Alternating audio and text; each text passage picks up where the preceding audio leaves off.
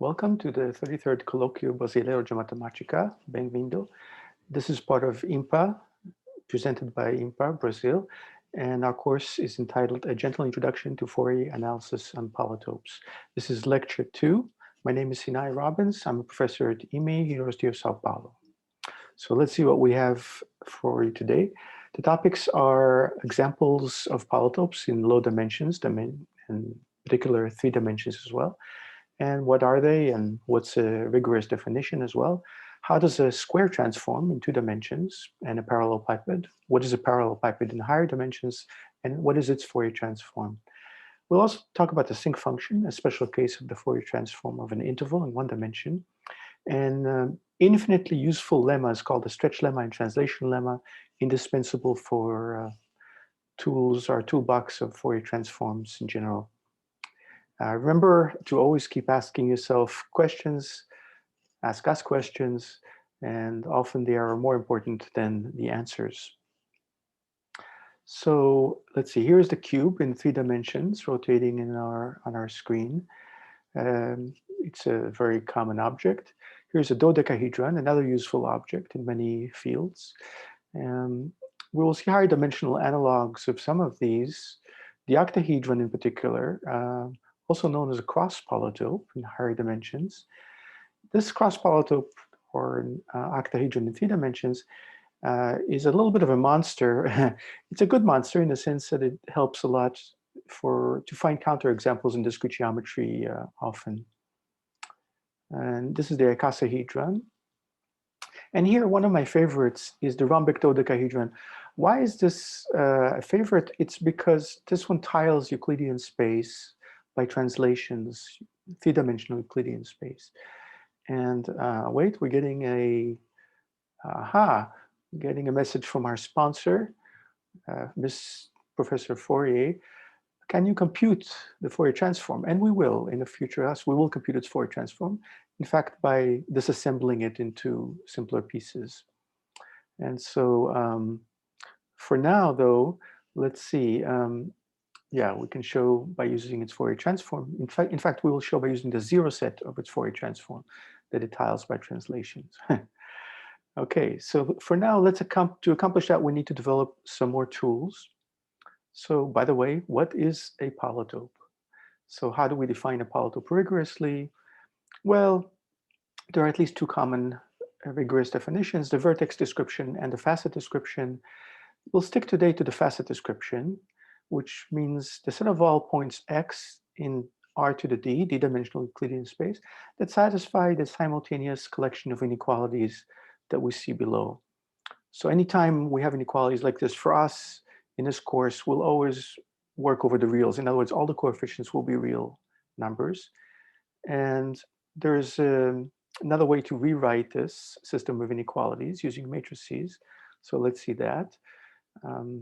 By the way, when we talk about a polytope, we assume that such a system of inequalities, the set of x's that satisfy it, the vectors x that satisfy it, is a bounded set, and therefore, by definition, the solution set is a polytope. If the simultaneous solution set to these inequalities is unbounded, more generally, this is called a polyhedral set. But for us, we'll assume it's bounded for now, and this is a polytope. By the way, the reason that it's called a facet description is because if we replace any particular inequality here, one of them, by an inequality sign, then that resulting hyperplane will intersect the polytope in a facet, which means by definition a d-1 dimensional face. We'll assume some familiarity here with polytopes, but not that much. When we also rewrite the above set of inequalities, as we said before, in terms of linear algebra, as this is very common in linear algebra, ax less than or equal to b, where a is this matrix of coefficients that we wrote above, b is this vector composed of little b1, little b2 up to little bn, and the less than or equal to sign means that coordinate-wise, the vector on the left, ax, is less than or equal to the vector on the right. Each coordinate is less than or equal to the corresponding coordinate for all capital N coordinates. All right, so that's a rigorous definition of the facet description. And the case where the number of inequalities, capital N, exactly equals the dimension plus 1 is particularly important. That's called a simplex. And for example, in 2 dimensions, if we have this set of inequalities, we can draw it on the right as this triangle. We can also rewrite it in terms of using just less than or equal to signs by introducing some minus signs, as we see here. We can rewrite it in terms of ax less than or equal to b, where A is this matrix on the bottom right, and B is the vector 0, 0, 1. So that's a simple example of a simplex, 2-dimensional simplex, known as a triangle as well. Here's a 3-dimensional simplex, also known as a tetrahedron. And in general dimension, we'll always say simplex to mean exactly this polytope that has exactly d plus 1 facets. It also has d plus 1 vertices, and we'll get into the vertex description another time. So this is a simplex in 3 dimensions. Here in the bottom right, we see a simplex in 4 dimensions. We can't really draw it in 4 dimensions at the moment, maybe in the future. But for now, this is a 3-dimensional projection of the 4-dimensional simplex. Really, it's a 2-dimensional instantiation of a 3-dimensional projection of a 4-dimensional simplex, but we're not going to mince words. And so we see here already that the number of these little golden vertices on the right is 5, and that corresponds indeed to 5 vertices in dimension 4. An important special case of the 1-dimensional Fourier transforms that we already had is going to be the following. We had this equation star before from last lecture. This was the Fourier transform of any interval from A to B. Let's specialize the interval A to B to be the interval from -1/2 to 1/2. So this is a symmetrized interval about the origin of length 1. And let's use the formula star above to just brute force the Fourier transform, just evaluate it. We get a very famous function, sine of pi x c over pi x c, using Euler's formula. We get, this function is called the sinc function, a favorite among engineers, very, very useful in engineering, very useful in many branches of mathematics. In fact, one of the early users of this was G.H. Hardy and Kotelnikov and Shannon for the Shannon sampling theorem. All 3 of them, and Nyquist as well, used this function for the sampling theorems. It's very, very useful in many things. And so we'll come back to the sinc function in a future lecture in this series. So now let's focus on the Fourier transform of a parallelepiped. What is a parallelepiped? Well, it's the image of a unit cube under any invertible linear transformation for us, followed by any translation. So for example, in 2 dimensions, let's suppose we have this symmetrized square in the bottom left. We hit it with any invertible linear transformation M, we get a symmetrized parallelogram in the bottom right. The word parallelogram is a 2-dimensional version of a parallelepiped. For all dimensions, we can always use the word parallelepiped. Okay, so let's see what happens in 3 dimensions. We have a unit cube in 3 dimensions. We hit it with invertible linear transformation again, and we get a parallelepiped as we see on the right in 3 dimensions. One very interesting thing to note is that the edges of this parallelepiped on the right, W1, W2, W3, correspond exactly to the columns of our invertible matrix M. And one can easily see that by doing linear algebra. When M, where does M take the edge vector E1 of the cube? Well, M times E1, as we can see, is W1, and so on. And so these are parallelepipeds in D dimensions. Our next task is to find their Fourier transform. To do that, let's do things gently. This is a gentle introduction, after all, in 2 dimensions. And so, as we saw in last lecture, the Fourier transform of the square is this integral, where the domain is the square, and we're integrating this complex exponential. Because the square is a direct product of 2 line segments, one in the x direction, one in the y direction, we can separate the integrals. So this is separation of variables, because we are lucky we have a domain that is the direct product. And so we know how to do each of these integrals. It's a sinc function, as we saw before. And so we have a product of sinc functions, sine pi xc1 over pi xc1 times sine pi c2 over pi c2. And this is the very pretty, very simple Fourier transform over the symmetrized square. Now, now that we have that, let's see, we already know that to get to the parallelepiped, we need to hit the square with a linear transformation, for us invertible, as we see again in the picture. And so we were wondering, gee, if there was only some nice way to compose linear transformations with Fourier transforms. And that's the main focus of today. Indeed, there is. If there wasn't, I wouldn't ask, I guess. No, I would ask because questions are more important. And so let's see. So let's see what we have next. Can we find a nice expression for the Fourier transform of any function composed with any invertible linear transformation in terms of the Fourier transform of the function f originally, but perhaps evaluated at some new point? And so, and while we're at it, we need to define the Fourier transform in general dimension. And so for any function whose domain is all of Euclidean space, the range, this is not as important as the domain, but the range can be any subset of the complex domain. We define the Fourier transform as follows. This is by direct analogy with the two-dimensional transform that we already had from last time. It's the integral over all of space, f of x times this complex exponential. It's always the same complex exponential, always with a minus sign, because of the inner product as we saw last time. And the inner product is indeed the usual inner product, the vanilla flavor inner product in Euclidean space, d-dimensional Euclidean space. Okay, and so that's the general definition of a Fourier transform of any function. And we'd like to evaluate that for when the function f is going to be the indicator function of a parallelepiped. And we said that we can find an easy expression, and that's called the stretch lemma. Given any invertible linear transformation m on r to the d, we claim that we have this very beautiful expression here on the right for the Fourier transform of f composed with m, namely 1 over the determinant of m.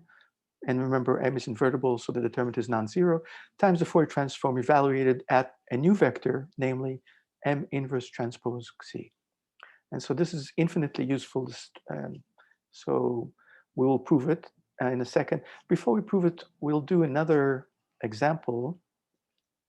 Let's work out an example of a two-dimensional square hit by this matrix M, forming a two-dimensional parallelepiped, in other words, a parallelogram. So the image of this parallelogram, where we take this symmetrized square and hit it with this M, are, well, it's easy to check. M sends the vector 1/2, 1/2 to this vector v1, 3, 8, and so on. So these are the vertices of our parallelogram. Let's call this parallelogram Q, and our goal is to find the Fourier transform of Q, the parallelogram. Just to have fun with pictures, it's always fun to see what's going on with pictures. Here's M, this matrix again. Here's Q, the image of this little square M drawn here again, but let's go back to Q. So again, it's fun to go back and forth between these pictures. In the center, we have our little square M. Here we have the parallelogram Q, and Q is the image of the little square under M. Here are the vertices of Q. The area of Q, by the way, is going to be the area of our little square multiplied by the determinant. We know that from linear algebra. So the area of Q should be 4, because the area of this little square is 1. And so we will get back to this in the future. Very interesting thing to notice, and maybe the picture is not completely accurate because I drew it freehand, sort of, but it's always interesting to ask a relation between the lattice points and the convex object or general objects. Here, it turns out that there are no other non-zero integer points inside the interior of this Q, something that will come up later in the geometry of numbers. It's very interesting. We'll come back to that just to advertise future stuff. All right, so this is the Q that we want. And by the way, let's notice that the indicator function of Q, our parallelogram, is the indicator function of m of the square, as we said. But now something interesting happens, and this is a delicate thing that one should be wary of when before computing transforms, that to compute a transform of the indicator function of q, which by definition is the Fourier transform of q, we need to compute the Fourier transform of this right-hand side. So it's the indicator function of the square, however, composed with m inverse times x. So it's not the composition of the indicator function of the square with m, but it's rather the indicator function of the square composed with m inverse, because of this last identity. This last identity just follows by definition, because the indicator function is 1 if and only if x is in m of the cube, but that happens if and only if m inverse x is in the cube. All right, so let's proceed. So there's this delicacy about replacing m by m inverse, as we see from the top line. So we really want to compute the Fourier transform of the indicator function of the square composed with m inverse. So let's see how that works. By the stretch lemma, where we assume the stretch lemma, which we'll prove in a couple of minutes, we have that the Fourier transform of any f composed with any invertible m is this thing on the right, just recalling the statement of the stretch lemma. And now we replace m by m inverse and f by the indicator function of the square, and we have that the Fourier transform of this of what we want, this quantity that we want, which is the same as the Fourier transform of the indicator function of q, is in fact the determinant of m. So 1 over determinant goes to the top because we replaced m by m inverse, times the Fourier transform of the square evaluated at the new vector m transpose c. Again, we replace m by m inverse, so we have m inverse inverse transpose, which is just m transpose. And so this is our new formula at the bottom right, using the stretch lemma. There are easier ways. We can do it very directly without using the stretch lemma, but I wanted us to get some practice using the stretch lemma. And so let's recap. Summarizing, we have that the Fourier transform of our parallelogram q is this Fourier transform of this composition of functions, and that we just saw has this formula because of the stretch lemma. And now we can compute it using our known formula for the Fourier transform of the square. And so we already know that the Fourier transform of the square is product of sinc functions, and in order to, we can apply it using this formula above, and that we get that the Fourier transform of the parallelogram q using this formula above is the determinant of m times the Fourier transform of the square evaluated at the new vector m transpose c. And so we compute brute force m transpose c, keeping in mind that m is that matrix that we saw before by definition. And that's it. That's the brute force formula of the Fourier transform of the parallelogram. Let's see. In a similar manner, we can compute Fourier transforms of arbitrary parallelepipeds. It all goes through because the stretch lemma works in arbitrary d-dimensional space. Very importantly, we also saw how Fourier transforms interact very peacefully with any invertible linear transformation. And that's one of the main things that we want to get through today, that Fourier transforms act in a very nice way, very naturally with other linear transformations. And there's one more that we will do, namely translations. But first, let's prove the stretch lemma. The proof is not very hard at all, very direct. By definition, we have that the Fourier transform of f composed with m is this integral. So by definition, you're integrating f of mx against this. There's only one thing one can really do here, is let y be mx. It is only one thing that comes to mind when we look at this integral. And so we let y equal mx.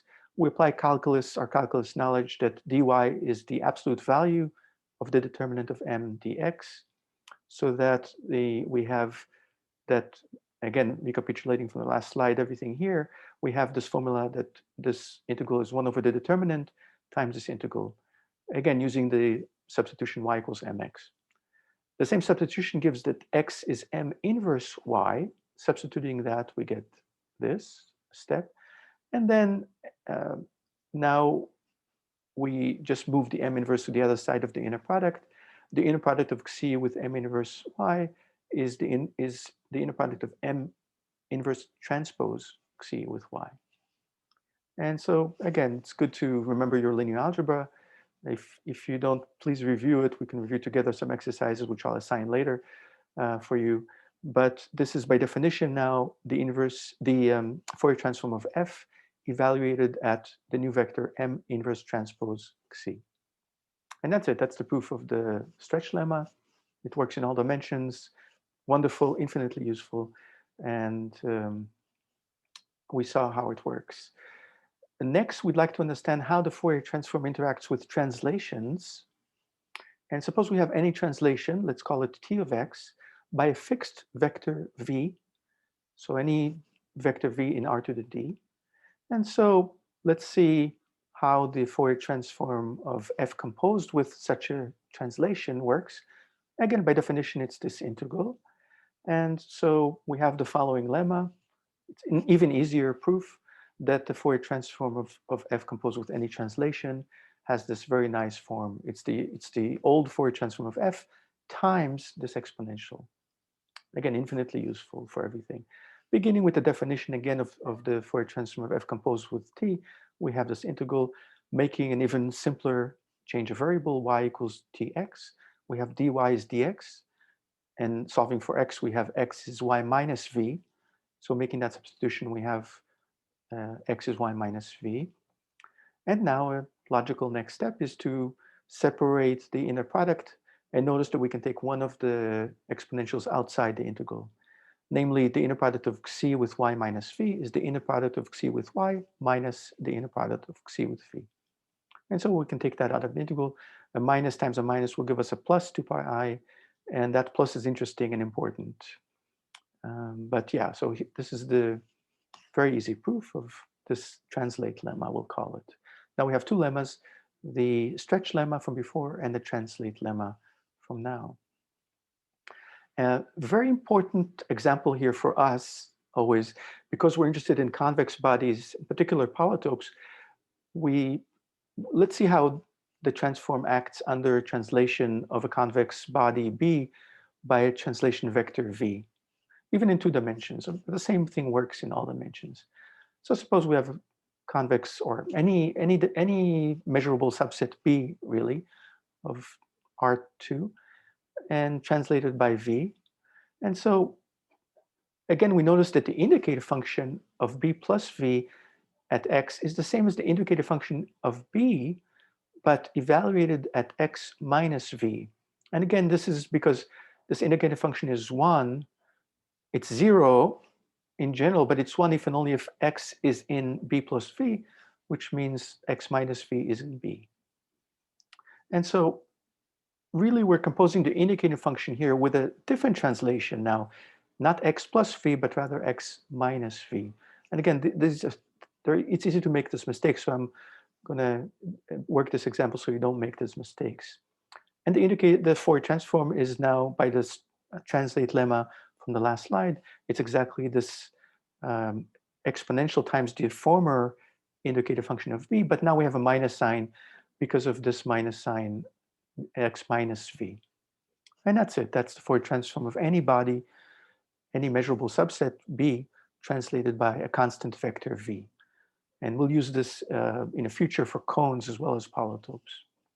All right, so that's the example for using the translate lemma. Can we compute the Fourier transform of a general parallelepiped in R to the D?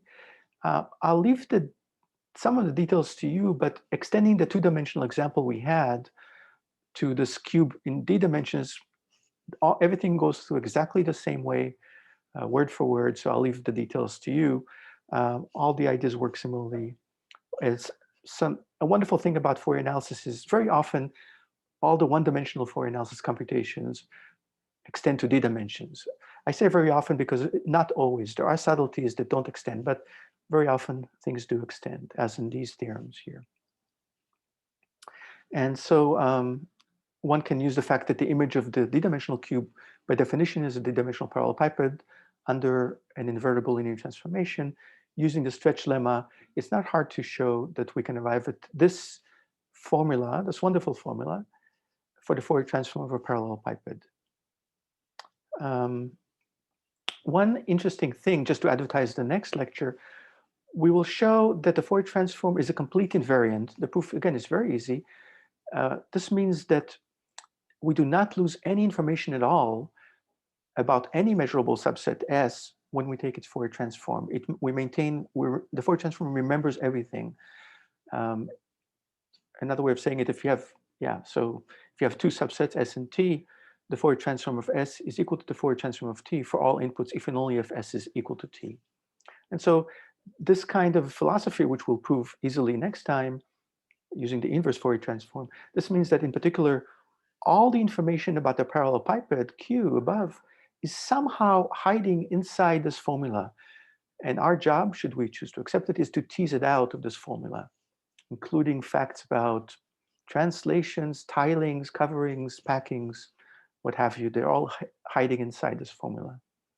All right, so that's it for today. This is a fascinating topic for next time, that we have a complete invariant. The Fourier transform remembers everything. I think it's fascinating and very important, I think. And so now for exercises, for today, we have chapter 2 exercises. This is from our IMPA book.